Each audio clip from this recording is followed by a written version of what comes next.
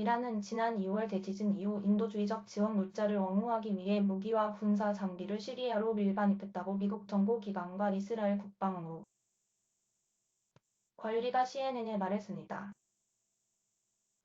이 소식 통한 이란의 이슬람 혁명수비대 특히 비전통전을 전문으로 하는 IRGC의 쿠드스 부대가 무기와 탄약을 비밀리에 시리아로 수송하기 위해 이라크에서 온 호송대를 이용한 것으로 보인다고 말했습니다. 정보 관리들은 이 무기들이 반미지 연합의 일환으로 시리아에 주둔하고 있는 미군 병사들을 반복적으로 공격해온 이란 대리인단을 겨냥한 것으로 보고 있습니다. 시리아에 대한 이란의 인도적 지원은 이 지역으로 무기 능력을 이동시키는 우선으로 사용되었습니다. 라고 이스라엘 국방부 관리는 말했습니다. 워싱턴포스트는 지난 2년 동안 매사추세츠 항공방위군 잭 테이시아가 온라인으로 유출한 것으로 알려진 사건의 일부인 유출된 미국 정보 문서를 인용하여 일요일 무기 선정에 대해 보도했습니다.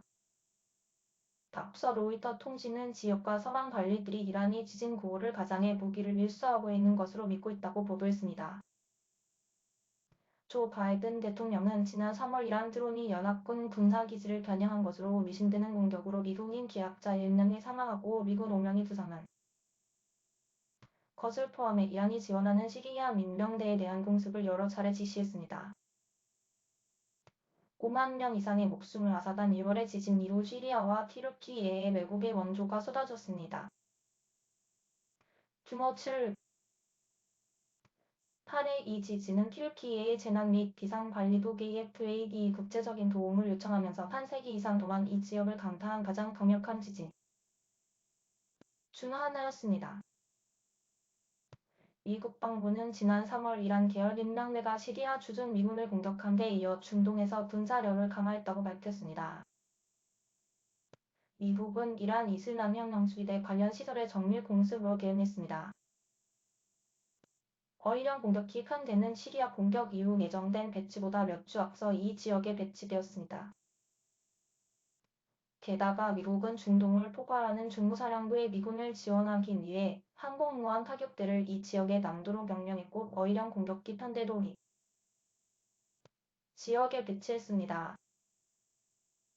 미국은 이지 도태를 위한 현재 진행 중인 임무의 일환으로 시리아에 약 900명의 병력을 주둔시키고 있습니다.